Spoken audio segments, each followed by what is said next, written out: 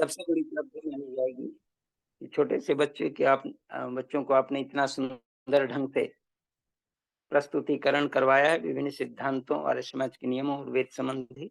वेद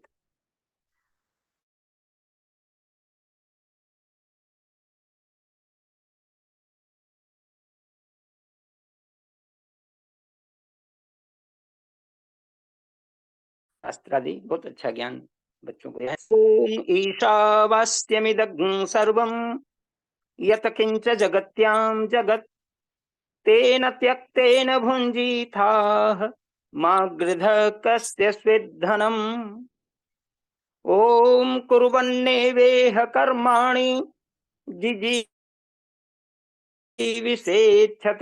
समाः एवं त्वयि नान्यतेथोऽस्ति न कर्म लिप्यते नरे। ओम शांति शांति शांति।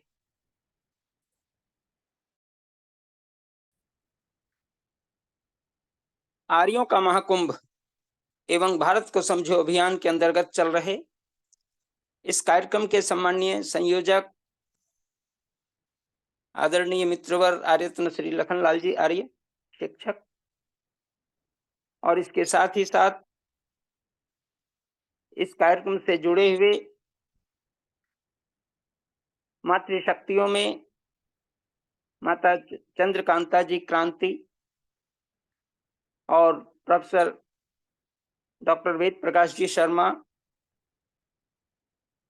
आर्य समाज मेहरौनी के प्रधान और इस कार्यक्रम के विशेष सूत्रधार आदरणीय मुनिवर पुरुषोत्तम वानप्रस्थी जी, अन्य सम्मानित सुधी श्रोतागण और आज बिहार से जुड़ी भजनोपदेशिका बहन सुमन आर्या जी, और इसके अतिरिक्त मान्य बहन कविता आर्या जी, और दो बच्चों ने जो बड़ा ही सुंदर प्रस्तुतिकरण दिया है जिसमें भजन और तबले के माध्यम से साइंस बधावन ने, और एक बालक ने जो प्रश्नोत्तर शैली से अपना प्रस्तुतिकरण प्रस्तुत किया है, वो दोनों को विशेष धन्यवाद और आशीर्वाद है। अब मैं अपनी बात प्रारंभ कर रहा हूं। निसंदेह आज का विषय आप सबों को कल के विषय से ही अभिज्ञात हो चुका है कि कल हमारे बीच प्रोफेसर बलवीर आचार्य जी, जो महर्षि दयानंद विश्वविद्यालय रोहतक के विद्वान ने गीता से मनुष्य जीवन को क्या लाभ हो सकता है और मनुष्य के विकास में गीता का क्या योगदान है, इस सारे विषयों को लेकर के उन्होंने अपनी बात रखी है। मैं भी इसी क्रम को आज आरंभ करता हूं।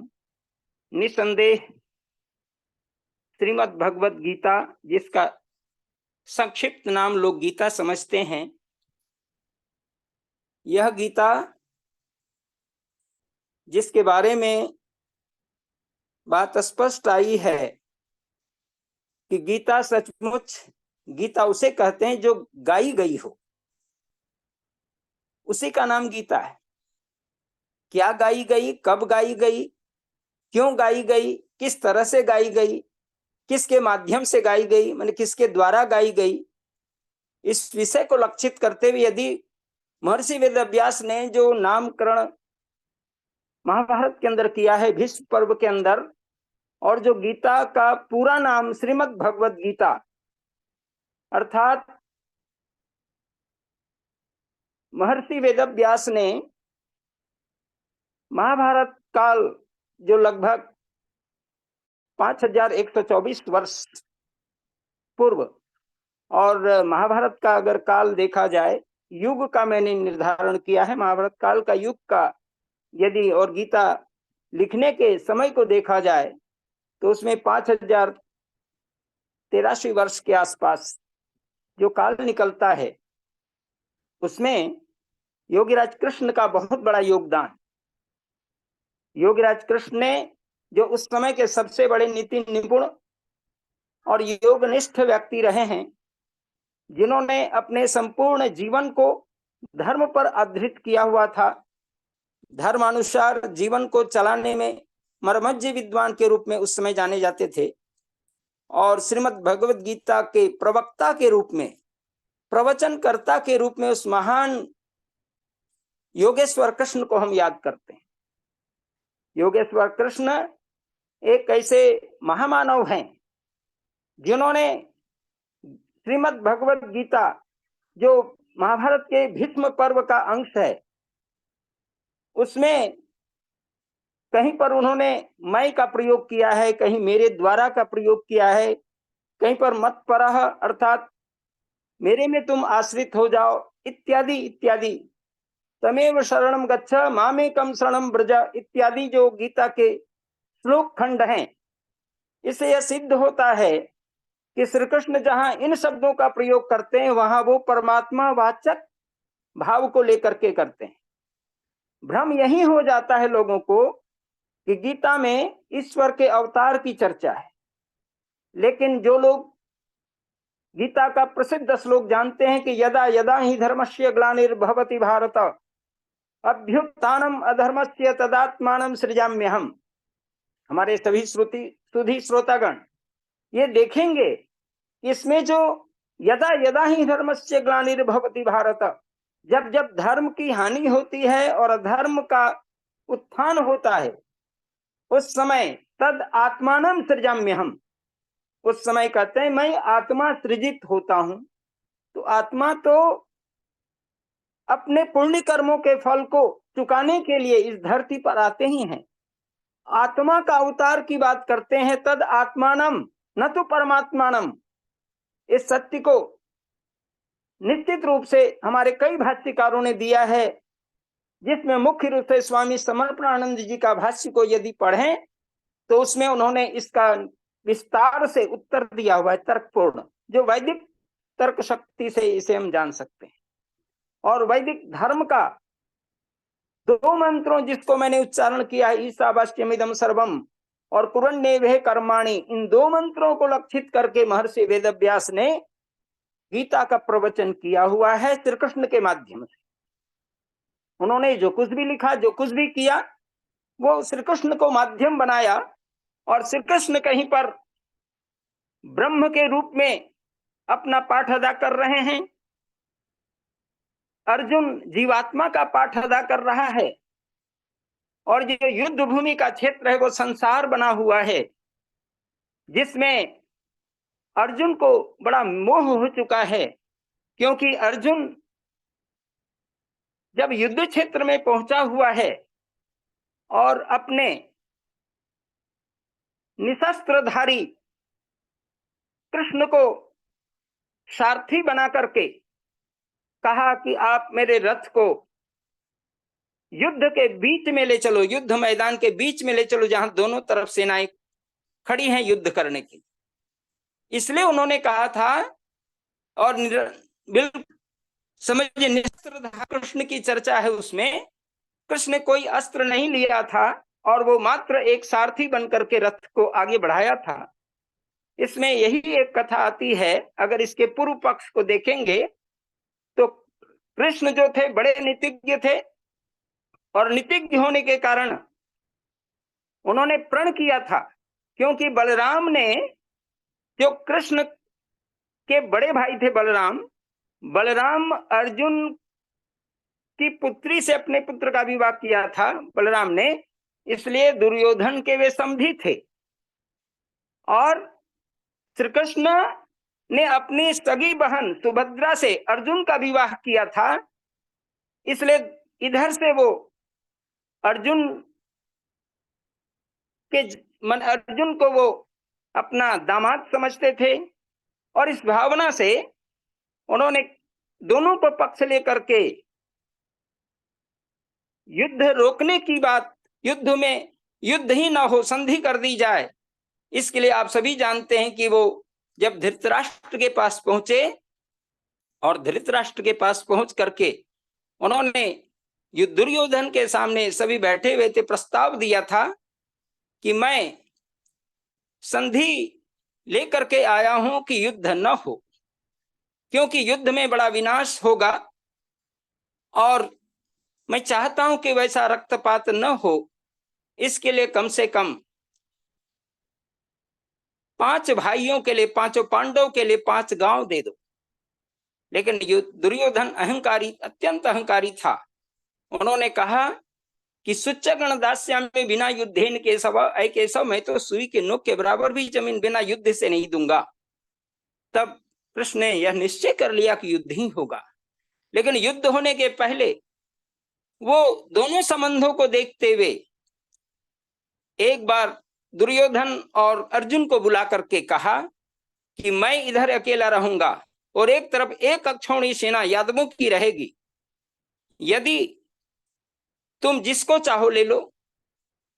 दुर्योधन ने देखा कि यहां तो बिल्कुल निशस्त्रधारी, जिन्होंने कोई अस्त्र धारण नहीं किया है, कृष्ण अकेले पड़े हैं और एक तरफ 1000 अक्षौणी सेना की बात कर रहे हैं, तो मैं तो 1000 अक्षौणी सेना को ही लूंगा। मैं कृष्ण को निशस्त्रधारी कृष्ण को लेकर क्या करूंगा। लेकिन अर्जुन ने कहा कि मैं तो निशस्त्रधारी कृष्ण को ही अपना पक्ष मानूंगा और मैं उन्हें ही स्वीकार करता हूं। इस दृष्टि से और यह भी प्रण किया था कि जिस दिन बलराम मेरे बड़े भाई अगर कौरवों के पक्ष से लड़ रहे हैं और वे अस्त्र उठा लेंगे तो मैं भी अस्त्र उठा लूंगा, ये भी प्रतिज्ञा की थी। लेकिन पूरे धर्म युद्ध में उन्होंने कहा था कि मैं, यदि इस प्रकार की कोई बात नहीं हुई तो मैं बिल्कुल निशस्त्र ही रहूंगा। और निशस्त्र होकर के उन्होंने अर्जुन के रथ को हाँकने का काम किया था सारथी बन करके, और सारथी बन के हाँकने का काम करने वाले होने के कारण अर्जुन ने आज्ञा दी कि आदेश भी किया कि मेरे रथ को आप वहां ले चलो जहां पर दोनों सेनाएं खड़ी हैं। मैं उस सेना को देखना चाहता हूं, दोनों प्रकार की सेनाओं को, कि कौन कौन से लोग खड़े हैं। वहां जाके देखा, एक तरफ गुरु द्रोणाचार्य हैं, उनके तमाम भाई लोग हैं, तमाम सगे संबंधी लोग हैं। वो मोह से ग्रस्त हो गए और मोह से ग्रस्त होकर के वो समझिए कि इतना मोही हो गए, और मोह होने से वो क्या होते, स्मृति भ्रम में आ जाती है।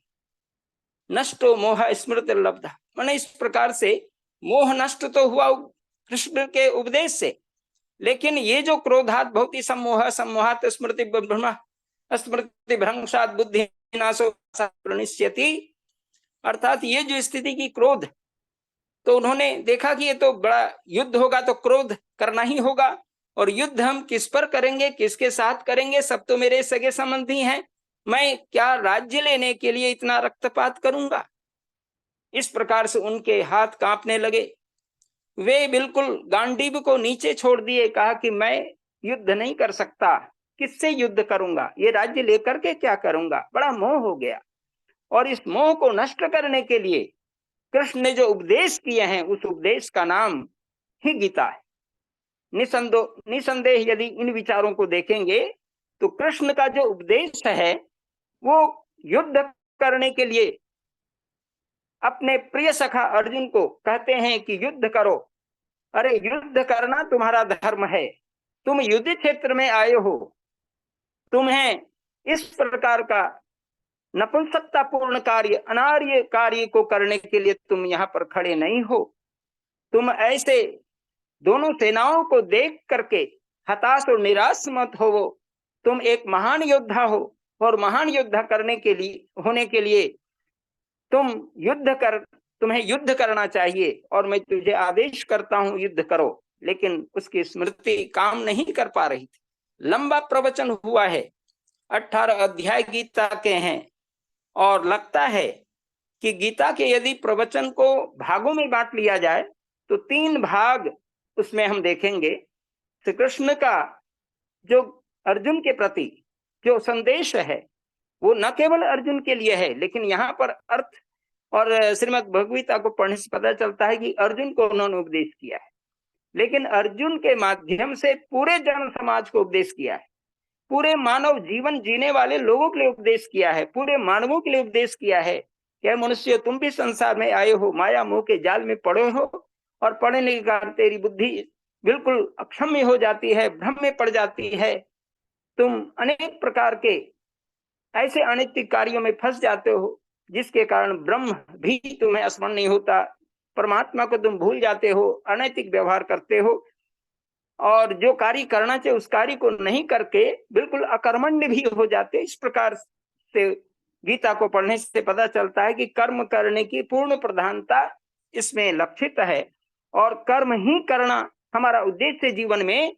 इसलिए मैंने कहा था कि गीता के अंदर ये जो 2 मंत्र मैंने पढ़े हैं वो दोनों मंत्रों का सार रूप ही गीता को माना जाएगा, क्योंकि गीता के अंदर जो भी भाव हैं वो भाव वेदों के इन 2 मंत्रों में समाहित हो सकते हैं। क्योंकि गीता के अंदर 3 प्रकार के योग की चर्चा है, एक कर्म योग, दूसरा ज्ञान योग, जो तीसरा भक्ति योग। इन तीनों योगों पर यदि विवेचन किया, इन 2 मंत्रों को सार लेकर के, ईशावास्यम इदम सर्वम यतंच जगत्याम जगत तेन त्यक्तेन भुंजिताम अग्रध कस्यचित् धनम, जो यजुर्वेद के 40वें अध्याय का प्रथम मंत्र है, इसके अंदर जो लक्ष्य है उस लक्ष्य को प्रस्तुतिकरण करते हुए भगवान कृष्ण गीता के अंदर ब्रह्म तत्व पर भी चर्चा की है। वो समझिए कि 7वें अध्याय से लेकर के 12वें अध्याय तक पूरा का पूरा अध्यात्म है, ईश्वर जीव प्रकृति। लेकिन प्रारंभ के दूसरे श्लोक से लेकर के, माने दूसरे अध्याय के 12वें श्लोक से लेकर के दूसरे अध्याय के 38वें श्लोक तक आप देखेंगे तो उसमें उसका जो विषय है कि तुम युद्ध करो, तुम युद्ध करने के लिए आए हो, तुम युद्ध क्षेत्र में खड़े हो, तुम्हें युद्ध करना धर्म है, तुम्हें किसी प्रकार का अन्य कर्मों में तुम्हें किसी प्रकार से भाग नहीं लेना, बल्कि तुम्हें जो कर्म करने के लिए यहाँ पर उपस्थित किया है उस कर्म को कर, युद्धम करो। क्योंकि जिसको तुम समझते हैं अपने हैं, लेकिन मेरे और तुम्हारे तो कई जन्म हो चुके हैं। अर्जुन को समझाते हुए कहते हैं कि बहुनी में व्यतीतानि जन्मानि तब अर्जुन, मेरे और तुम्हारे तो अनेक जन्म हो चुके हैं, लेकिन मैं अपने पूर्व जन्मों को देखता हूं, और चूंकि मैं योगस्थ पुरुष हूं, इसमें मैं तमाम पीछे जन्मों को भी स्मरण कर रहा हूं, लेकिन तुम्हें स्मरण नहीं है, तुम एक साधारण जीव हो, इसलिए तुम्हें स्मरण नहीं, लेकिन मैं तो देखता हूं। और जहां ये ऐसी बात करते हैं वो ब्रह्म तत्व की ये चर्चा करते हैं कि जो ब्रह्मनिष्ठ व्यक्ति होता है वो पिछले जन्म के योगस्थ चित्त होकर के अपनी पूर्व जन्म की बात को भी याद कर सकता है, ऐसा कृष्ण कहते हैं। और उसके बाद कहते हैं कि ये जो तुम कर रहे हो, मार रहे हो, ये सब पहले से मरे हुए हैं और इन्होंने बहुत अनितिपूर्ण कार्य किया है, तुम सबको भूल रहे हो। तुम याद करो किस किस प्रकार से तुम जो है इन्हीं दुर्योधन ने तुम्हें, तुम्हारे 5 भाइयों को कहाँ दे दिया, 12 वर्ष तक तुम्हें मैंने समझे वनवास में दिया, 1 वर्ष तक अज्ञातवास करवाया, और लाक्षागृह में किस प्रकार तुमको नष्ट नाबूद करने के लिए, 5 भाइयों को नष्ट करने के लिए इतना बड़ा षड्यंत्र रचा, उसके प्रति तुम अपनापन दर्शाते हो। अर्थात टीट फॉर टैट का संदेश देने वाला यह ग्रंथ कहता है, गीता कहती है कि युद्ध जो पहले इस प्रकार से आक्षेप करके मनुष्य जीवन के जो परम लक्ष्य हैं, इस लक्ष्य को भूल करके जो धर्म को धारण करना मनुष्य जीवन का लक्ष्य है, लेकिन वो तुमको करना है। लेकिन जिसको तुम कहते हो अपना है, वो अपना नहीं है। क्योंकि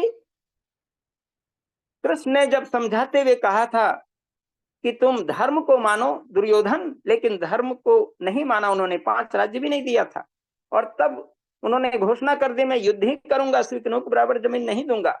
तब उन्होंने कृष्ण कहा था कि तुम अधर्म से क्यों बाज आ रहे हो, तुम धर्म को क्यों छोड़ रहे हो, धर्म युक्त कार्य क्यों करते हो, तुम तो धर्म को जानने वाले हो।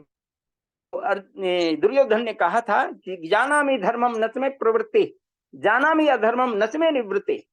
ऐ केशव, मैं धर्म को जानता हूं लेकिन धर्म में मेरी प्रवृत्ति नहीं है, और मैं अधर्म को जानता हूं लेकिन अधर्म से मेरी निवृत्ति नहीं है। ऐसा जो दुर्योधन है उसको तुम अपना समझते हो।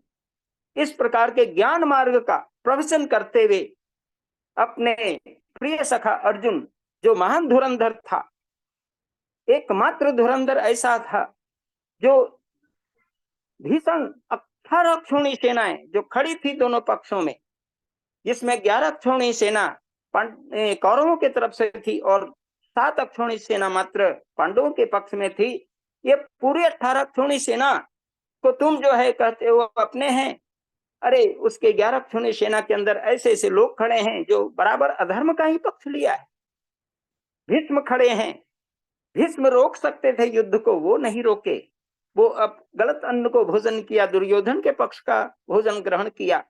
और हम जानते हैं कि अगर व्यक्ति गलत जगह से गलत अन्न खाता है तो उसका प्रभाव मन में हो जाता है। गीता कहती है कि हमें गलत अन्न कभी भी भक्षण नहीं करना चाहिए, क्योंकि अन्न जो है वो अन्नं वही प्राण, अन्न प्राण है। और अन्न अगर गलत खाया जाए तो प्राण शक्ति नष्ट होने लगती है, और खास करके प्राण विकृत भी होता है, मन विकृत हो जाता है। जो जैसा खाए वैसा हो जाए मन, जो जैसा खाए अन्न वैसा हो जाए मन। ये जो अन्न और मन का जो संबंध है, अन्न और प्राण का जो संबंध है, वो भीष्म पितामह जैसे देवव्रत भीष्म ने भी ये गलती कर चुके हैं। इसलिए तुम अपना किसको समझ रहे हो। इस तरह से इतना प्रवचन हुआ है कि समझिए कि लंबा प्रवचन, युद्ध क्षेत्र में इतना कहना तो मुश्किल है। लेकिन जो मैंने कहा है कि दूसरे अध्याय के 12वें से लेकर दूसरे अध्याय के 38 तक जो युद्ध करने की पूरी प्रेरणा है, और तृतीय अध्याय से लेकर के 6ठ अध्याय तक यदि आप देखेंगे तो उसमें जो लगता है कि महर्षि वेदव्यास ने पूरे युद्ध की समाप्ति के उपरांत ज्ञान मार्ग को जीवन में समझाने के लिए, ज्ञान ही मनुष्य के जीवन का लक्ष्य होना चाहिए। बिना ज्ञान से व्यक्ति कभी भी अपने मनुष्यता की पहचान नहीं कर सकता, मानवता की पहचान नहीं कर सकता। मानव बिना ज्ञान से अधूरा होता है, बिना ज्ञान से व्यक्ति कुछ कर ही नहीं सकता। ज्ञान ही उसका परम तप और परम बल है।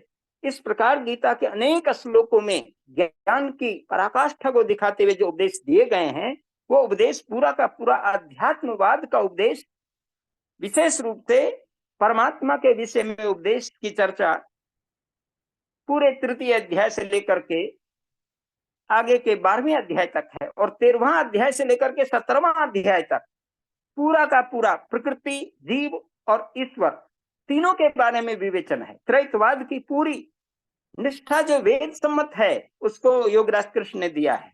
और योगीराज कृष्ण ने स्पष्ट कहा है कि जो कुछ में मैं अर्जुन तुझे उपदेश कर रहा हूं, जो कुछ में मैं तुझे बतला रहा हूं, ये मैं अपनी बात नहीं बता रहा हूं। क्योंकि खास करके गीता, श्रीमद गीता का त्रयोदश अध्याय 13वां अध्याय का जो 4था श्लोक है, उसमें योगीराज कृष्ण अपनी बात को कहते हैं, और कहते हुए कहते हैं कि जो कुछ मैं कह रहा हूं, ऐ अर्जुन ध्यान देना, ये बात मेरी अपनी नहीं है। क्या कहते हैं, ऋषिभिर बहुधा प्रोक्ता, ऋषिभिर बहुधा प्रोक्तम या गीतम, ऋषिभिर बहुधा गीतम, ऋषियों ने बहुत बार इसको गान किया है, कहा है। और छंदोभिर विविधैः पृथक, और छंदों अर्थात वेदों के अंदर जो बातें आई हैं उसको भी अलग अलग ढंग से हमारे ऋषियों ने बातें कही है पहले ही।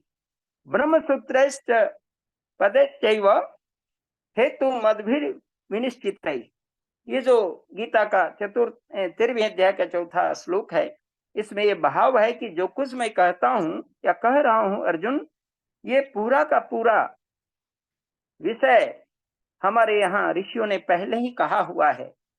और शरीर को जो क्षेत्र जानने की बात है कि शरीर एक क्षेत्र के समान है, और इस क्षेत्रज्ञ चीज को, क्षेत्रज्ञ विषय को, क्षेत्रज्ञ वस्तु को हमारे वेदों के अंदर कहा गया है कि यह शरीर जो पिंड जो है वही हमारा क्षेत्र है, और ऐसा क्षेत्र है जिसमें फसल उगते हैं।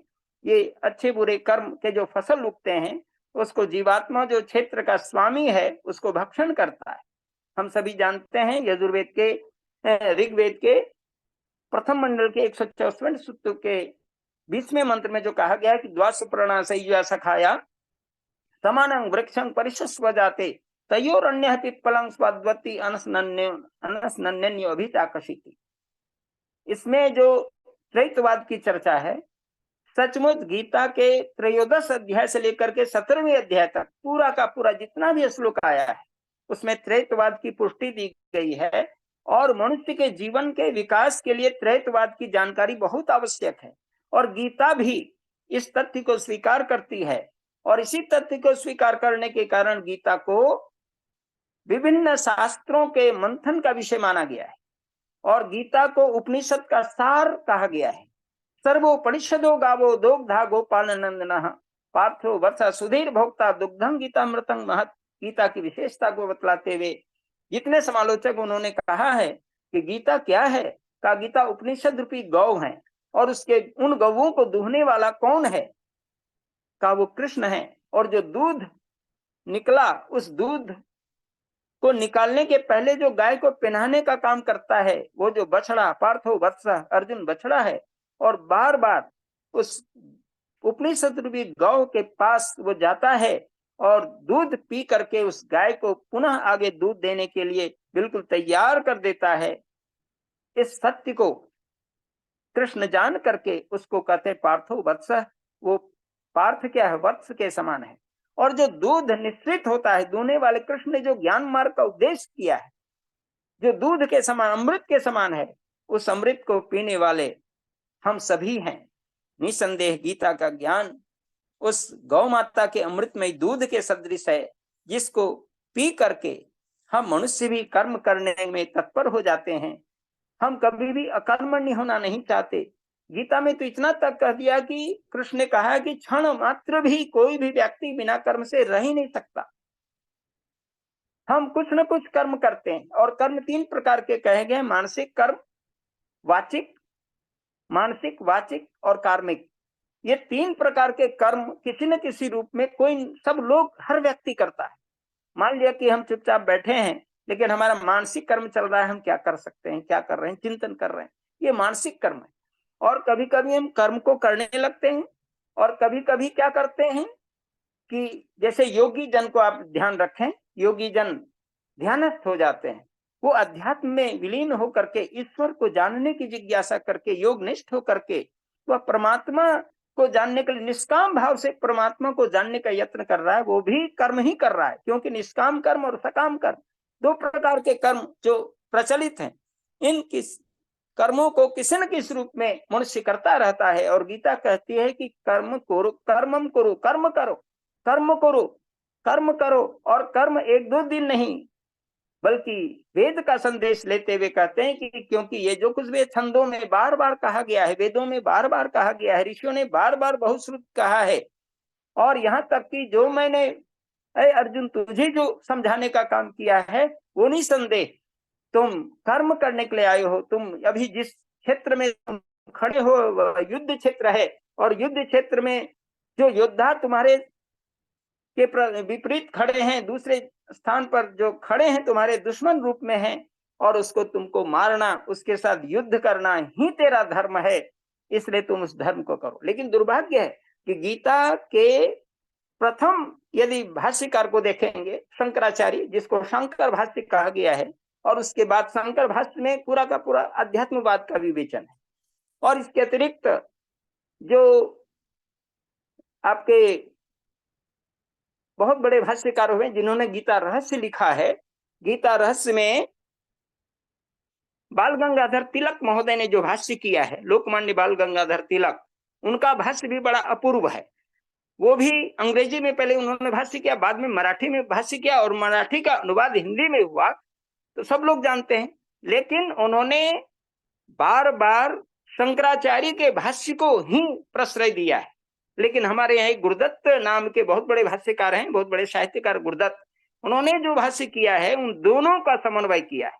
उन्होंने ज्ञान मार्ग को भी लिया है, उन्होंने अध्यात्म मार्ग को भी लिया है और दोनों का समन्वय बिठाते हुए कर्म को उद्धृत कर दिया है।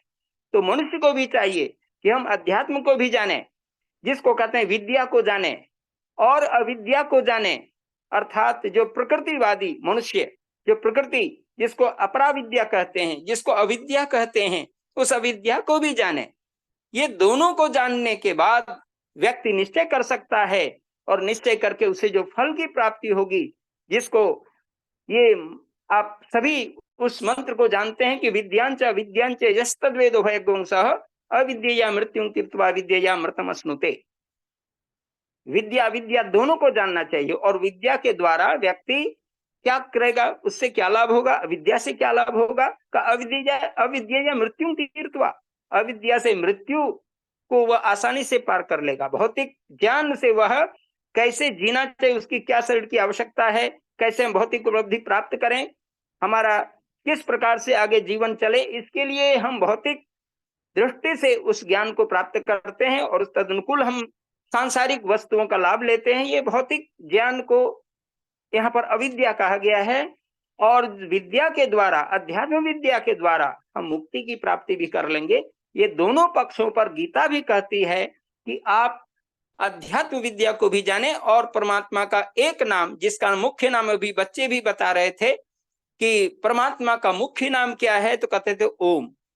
योगी कृष्ण भी महान अध्यात्मवादी हैं और महान अध्यात्मवादी होने के कारण उन्होंने अपने तमाम भक्तों को ये आदेश करते हैं, उपदेश करते हैं, प्रवचन कर रहे हैं, यह मनुष्यों तुम ओम को भजो।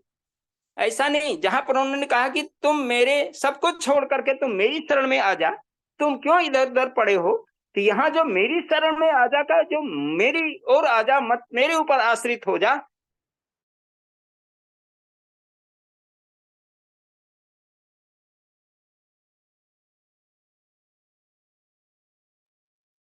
माइक बंद हो गया है आचार्य का। जी आचार्य। ये विचार इतने उद्बुद्ध होंगे, इतना अच्छा होंगे कि हम कभी भी ब्रह्म से अलग नहीं हो सकते। ब्रह्म की ओर निश्चय पूर्वक अपने जीवन को ध्यानस्थ कर लेंगे और वह ध्यानस्थ होकर के गीता में जो कृष्ण ने कहा है कि ओमित्येकाक्षरं ब्रह्म व्याहरण माम अनुस्मरण यह प्रियति त्यजन देहं स याति परमाम गतिम, निश्चित रूप से वह परम गति की प्राप्ति तब होगी जब हम सदा ओम का उच्चारण करेंगे। लेकिन आज कृष्ण के नाम पर जो कृष्ण कृष्णेति शब्द का प्रयोग करके लोग कृष्ण का भजन कर रहे हैं और कहते हैं कृष्ण के भजन से हम तर जाएंगे, लेकिन कृष्ण कहते हैं कि तुम मेरे क्यों भजन करते हो, जो मेरे भजन करने वाले, महाभारत में एक जगह आया है कि मेरे भजन करने वाले तो मेरे शत्रु हैं, लेकिन जो मैंने उपदेश किया है वह उपदेश तो ओम जाप करने का है और निरंतर अभ्यास ओम का करना चाहिए। उस परमात्मा का मुख्य और निज नाम ओम है, इसलिए ओम इत्येकाक्षर नाम अनुस्मरण है। मनुष्य तुम वह एक अक्षर, एक सदा परमात्मा को एक माना गया है और अक्षर जो अविनाशी है, जिसका क्षरण नहीं होता, वो अविनाशी ब्रह्म, उसका नाम ओम है। उसको नित्य जपने वाला व्यक्ति ही मृत्यु के समय भी उस नाम को स्मरण करके वह परम गति की प्राप्ति करता है। तो ये जो कृष्ण का उज्जवल जो उपदेश हुआ है वेद से सम्मत, इसको हमें धारण करने की आवश्यकता है। यदि हम अध्यात्म में गोता लगाना चाहते हैं तो गीता के अंदर ये भाव भी आए हुए हैं, जिसको वेद कहता है ओमित्येक ओम वायु अमृतम मथेदम भस्मांतग्वं शरीरम ओम क्रतु स्मर क्लिबे स्मर कृतपुंग स्मर।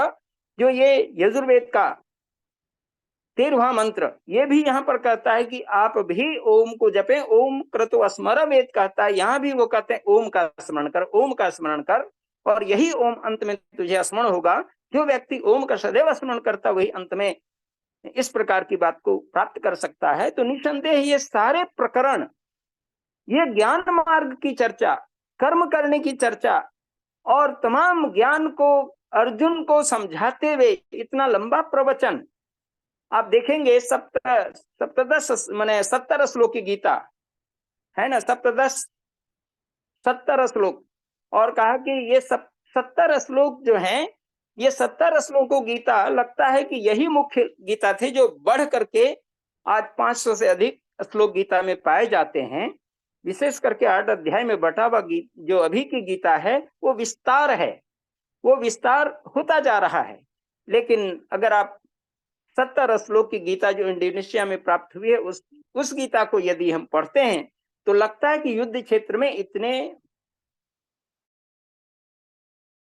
श्लोकों के माध्यम से अर्जुन को युद्ध करने के लिए प्रवृत्त कर दिया है, ज्ञान मार्ग से इतना प्रवीण कर दिया है।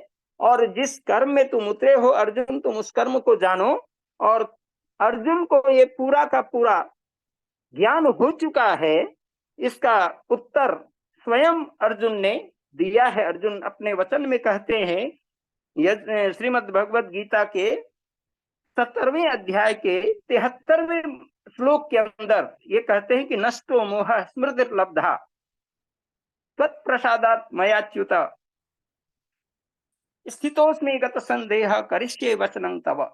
ये जो श्लोक है, इस श्लोक से स्पष्ट है कि अर्जुन ने उत्तर दिया, हे कृष्ण, अच्युत कृष्ण को कहा गया, हे कृष्ण, आपकी कृपा से, आपने जो कुछ भी मुझे बतलाया है उसकी कृपा से मेरा मोह नष्ट हो चुका है।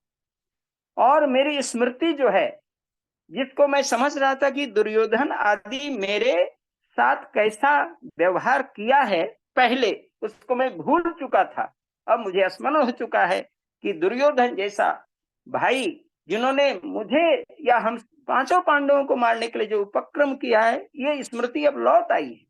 कहा स्मृति लब्ध्वा, मैं, मेरी स्मृति क्या है, लौट चुकी है। और उस लौटती हुई स्मृति को प्राप्त करके तब क्या कहते हैं, स्थितोष में, मैं बिल्कुल स्थित हो चुका हूं, मैं अपने ज्ञान को स्थिर कर चुका हूं, मैं अपनी बुद्धि को स्थिर कर चुका हूं, और गत संदेह, मेरे जितने भी संदेह हैं वो नष्ट हो चुके। करिष्ये वचनं तव, और हे कृष्ण, मैं आपके वचन के द्वारा ही अब मैं उद्यत हो रहा हूं युद्ध करने के लिए। और वो गांडीव को उठा करके युद्ध आरंभ करते हैं। ये 17वां अध्याय में जाकर के ये पूरा का पूरा क्या कर्म योग, ज्ञान योग, भक्ति योग में जाकर डुबा करके कृष्ण ने जो उपदेश किए हुए हैं, इन उपदेशों को देखने से पता चलता है कि गीता के अंदर जो भाव हैं वो सचमुच उपनिषदों का वह ज्ञान है, जिन उपनिषदों के द्वारा अध्यात्म विद्या की पराकाष्ठा दी गई है। और बिना अध्यात्म विद्या को जाने कोई भी व्यक्ति अपनी स्मृति को स्थिर नहीं कर सकता। अपनी स्मृति को स्थिर करने के लिए उन्हें अध्यात्म में गोता लगाना ही पड़ेगा। कृष्ण के ने जो उपदेश किया है, न केवल कर्म करने के लिए, बल्कि उन्हें तो कर्म करने के लिए बार बार कहा, तुम कर्म करो, कर्म करो, और तुझे फल की इच्छा नहीं करनी है। क्योंकि फल की इच्छा करने के लिए जब तुम फल में पड़ोगे तो तुम्हारा कर्म जो है वो ढीला पड़ जाएगा, कमजोर पड़ जाएगा। तुम अपने कर्म के फल को यदि देखोगे तो कर्म करने में तुझे आसक्ति जो होनी चाहिए वो आसक्ति कम जाएगी। इसलिए तुम कर्म ही कोई लक्ष्य मानो, और कर्म करोगे तो उसका फल परमात्मा ही देंगे।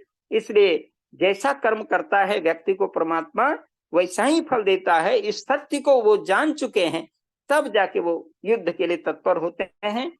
और इस संसार रूपी युद्ध को यदि आप देखेंगे, आज भी जो ज्ञान अज्ञान का और पाखंड और सत्य के बीच जो द्वंद्व चल रहा है, ढोंग और पाखंड का द्वंद्व, इधर सत्य और धर्म का द्वंद्व जो चल रहा है संसार के अंदर, और प्रत्येक मनुष्य के अंदर, आत्मा के अंदर, मन के अंदर ये विचार आते रहते हैं कि हम क्या माने क्या नहीं माने। बहुत द्वंद्व में व्यक्ति जीता है। उस स्थिति में गीता उन्हें सही ज्ञान देने में तत्पर है। लेकिन दुर्भाग्य से इस महान ग्रंथ गीता के बारे में मोहनदास करमचंद गांधी, जो महात्मा गांधी के नाम से विख्यात हुए, उन्होंने गीता पर भाष्य किया है।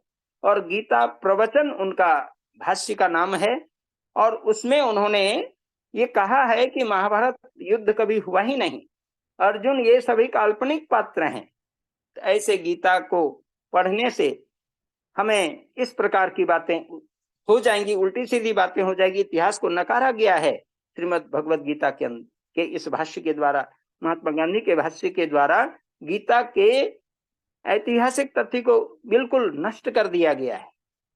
इसलिए वो गीता जिसके बारे में महात्मा गांधी ने वर्णन किया है, वो मूल को ही नष्ट कर देना चाहते हैं। और जीवन के अंदर वो बार बार गीता को अध्ययन करने की बात करते हैं।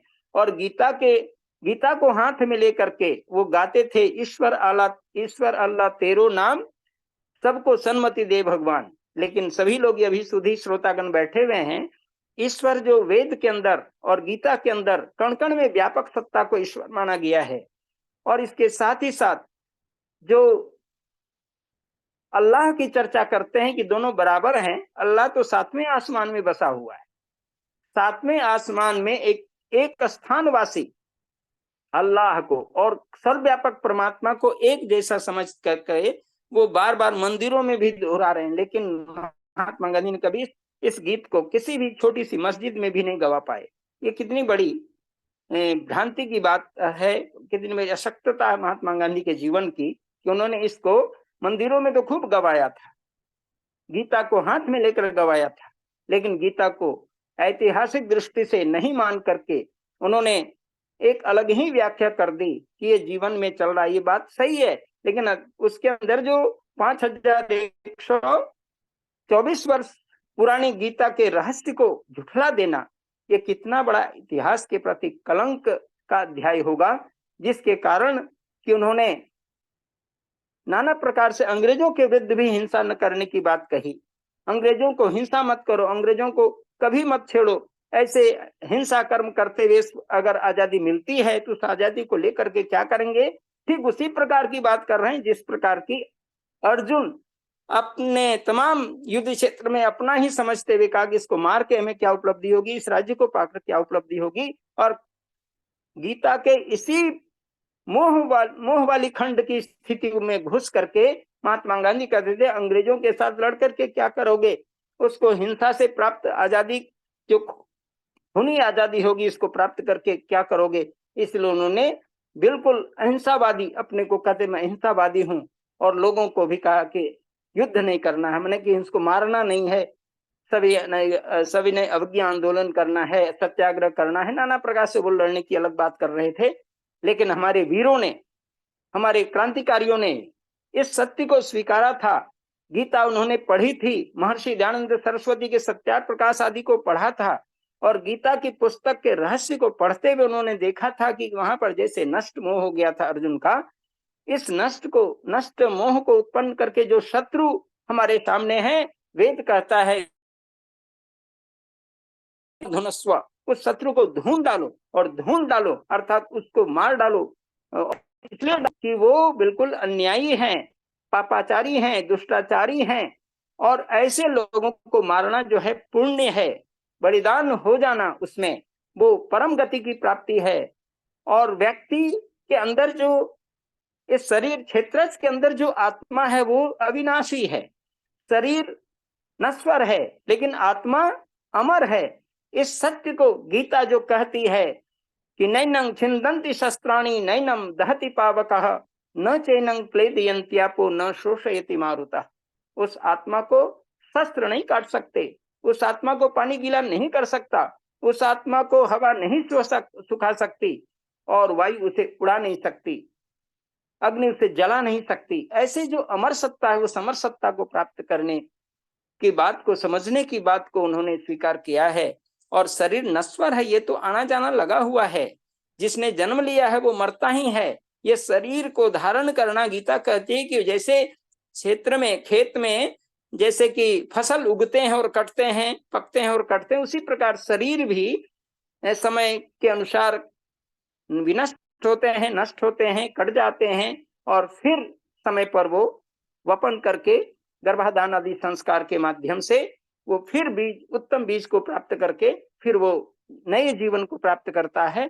इस प्रकार का जो गीता के अंदर सार दिया गया है, जिसको खास करके त्रयोदश अध्याय के अंदर उस क्षेत्र की बात बताए हैं, क्षेत्रज की बात बताए हैं, और क्षेत्रज को भी के अंदर जो विशाल शरीर और आत्मा को संचालन करने वाला, जो आत्मा को भी ज्ञान देने वाला जो परमात्मा है, उसकी ओर इंगित करने वाला जो ज्ञान गीता के अंदर है, उस गीता के ज्ञान को समझ करके हमारे यहाँ जितने भी क्रांतिकारी हुए हैं, उन्होंने गीता के इस रहस्य को समझा था।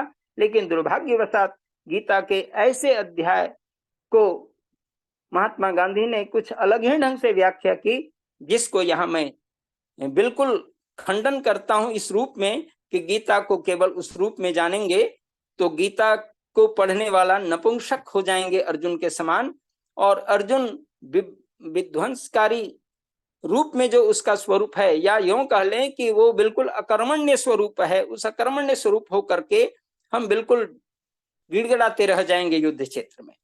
इसको तो कृष्ण ने अपने उपदेश से नष्ट कर दिया है, और अर्जुन ने स्पष्ट कहा कि मेरे मोह नष्ट हो चुके हैं, अब मैं जान चुका हूं कि यह शरीर नष्ट होता है, आत्मा नष्ट नहीं होती, मैं जो मारूंगा यह शरीर को मारूंगा, आत्मा नहीं मरेगी।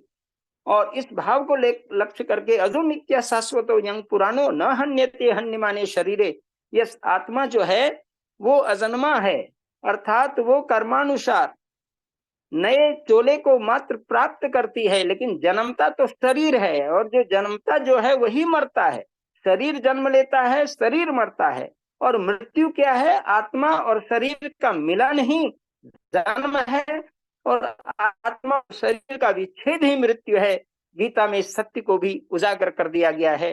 इसलिए हम सभी लोगों को चाहिए कि हम इन विषयों को गंभीरता से ग्रहण करें और किसी प्रकार के संदेह से अपने को ऊपर उठाएं और मनुष्य के जीवन के जो परम कर्तव्य हैं कर्म करने का, कुर्वन्नेवेह कर्माणि जिजीविषेत् शतं समाः कर्मण्येवाधिकारस्ते मा फलेषु कदाचन माँ कर्म फल हेतुर्भुर्माते संगो सत्व कर्मणि। ऐ मनुष्य तुम अकर्म में लिप्त न रह, जैसा कि इसमें कहा गया है कि कुर्वन्नेवेह कर्माणि, वेद में जिजीविषेत् शतं समाः, वेद कहता है कि कर्म करने के लिए ही संसार में तुम आए हो और 100 वर्षों तक कर्म करने की इच्छा धारण करो। और यही गीता कहती है कर्मण्येवाधिकारस्ते मा फलेषु कदाचन, तुम कर्म करने के अधिकारी हो, फल को प्राप्त करने का दायित्व, तो उस पर चिंतन करने का तुम्हें कुछ भी उस पर ध्यान देने की जरूरत नहीं है। तुम कर्म को करो, फल की चिंता मत करो, अर्थात कर्मनिष्ठ बन जाओ, कर्म करने में तत्पर हो जाओ।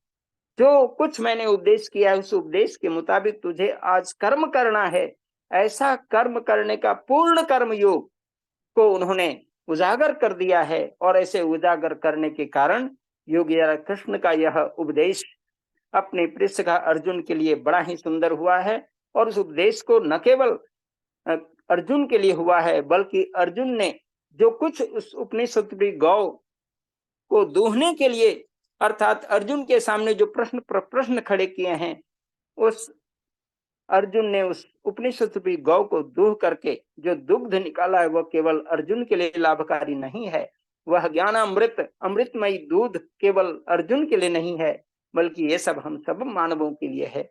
हम सब मानव अपने जीवन में कर्म करें, और वेद इसी को कहता है कुर्वन्नेवेह कर्माणि जिजीविषेत् शतं समाः एवं त्वयि नान्यथोस्ति न कर्म लिप्यते नरे। ऐ मनुष्य तुम निष्काम भाव से कर्म कर और अच्छे कर्म कर, तुम कभी भी अकर्म में लिप्त न रह। कर्म से तुम अलग नहीं हो सकते, उसमें तुम्हें कभी कोई चिंता और चर्चा नहीं करनी है, बल्कि तुम्हें तो अच्छे कर्म करते हुए चलना है और यज्ञ कर्म करते हुए चलना है। यज्ञ व श्रेष्ठतम कर्म की चर्चा है, और गीता का 3य अध्याय में आप देखेंगे कि पूरा का पूरा यज्ञ विषयक चर्चा है। कल मैं इन विषयों को लूंगा, समय अभी हो चुका है। मैं अपनी वाणी को विराम देते हुए कहना चाहूंगा कि गीता को इस रूप में यदि हम पढ़ेंगे, इस रूप में गीता के ज्ञान को अर्जित करेंगे, तो निस्संदेह हमारा मोह नष्ट होगा और हम सत्य के निकट जाएंगे, धर्म के निकट जाएंगे और धर्मानुसार अपने जीवन को योग निष्ठ बनाते हुए अपने जीवन में ज्ञान मार्ग की पराकाष्ठा को ले जाएंगे। और अंत में परमात्मा का ओम नाम, जो श्रीमद् भगवद गीता में कृष्ण ने कहा है, उसका जपन करते हुए हम दोनों लाभ को प्राप्त करके अमरत्व की प्राप्ति कर लेंगे। ये गीता का मुख्य रहस्य है। कल मैं इसी विषय को आगे बढ़ाऊंगा। इन्हीं शब्दों के साथ मैं अपनी वाणी को विराम देता हूं और सभी श्रोता बंधुओं से प्रार्थना करता हूं कि हम अब गीता को खूब पढ़ें, गीता के मंतव्यों को खूब जानें, और जहां कहीं भी कोई संदेह हो तो आप अनेक भाष्यों का सहारा लीजिए, और सहारा लेकर के खास करके जो समर्पण भाष्य है उसके श्लोकों पर अगर आप चिंतन मनन करेंगे, पढ़ेंगे, तो सारी शंकाओं का समाधान आपको मिलेगा। और यदि जो कुछ नहीं भी मिले तो आप ध्यानस्थ होकर के उन श्लोकों को विचार करके देखेंगे, एक न एक दिन आपको ये सारे के सारे उत्तर स्वयं प्रकटीभूत होंगे। और नहीं तो फिर प्रवचनकर्ता जितने भी आए हैं गीता से संबंधित, उनसे भी आप प्रश्न रख सकते हैं, वे उसका समाधान देंगे। निश्चित रूप से इन बातों को स्वीकार कराता हुआ अपनी वाणी को विराम देता हूँ। ओम शांति शांति शांति। जी बहुत बहुत धन्यवाद दादाजी। धन्यवाद जी दादाजी। वेद प्रकाश शर्मा जी। बहुत ही सुंदर प्रवचन हमारे माननीय आचार्य प्रोफेसर चंद्र शास्त्री जी के द्वारा हम लोगों ने गीता अमृत का पान किया। इसके लिए उनको बहुत बहुत धन्यवाद, साधुवाद।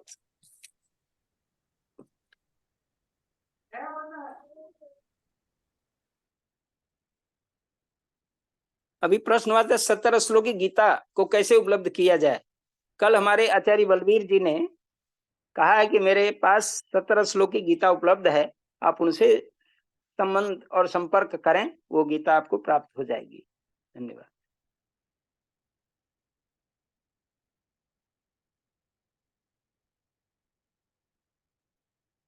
जी दादाजी वेद प्रकाश शर्मा जी।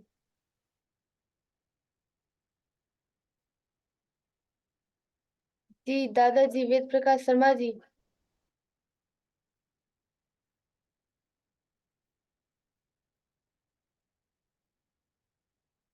जी दादाजी।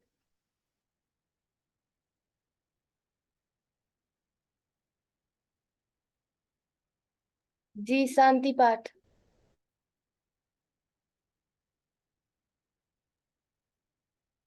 करूं क्या शांति पाठ? जी जी करेंगे ना, वेद प्रकाश जी करेंगे ना प्रोफेसर साहब? और शांति पाठ किया जाए।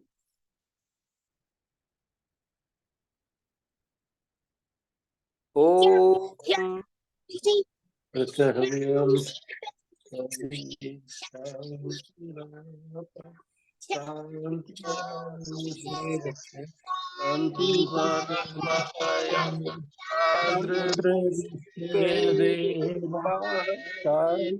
ब्रह्म शांति सर्वज्ञ शांति श्यामा शांति विधि। ओम शांति शांति शांति ओम। सत्य सनातन वैदिक धर्म की जय। प्रजानंद की जय।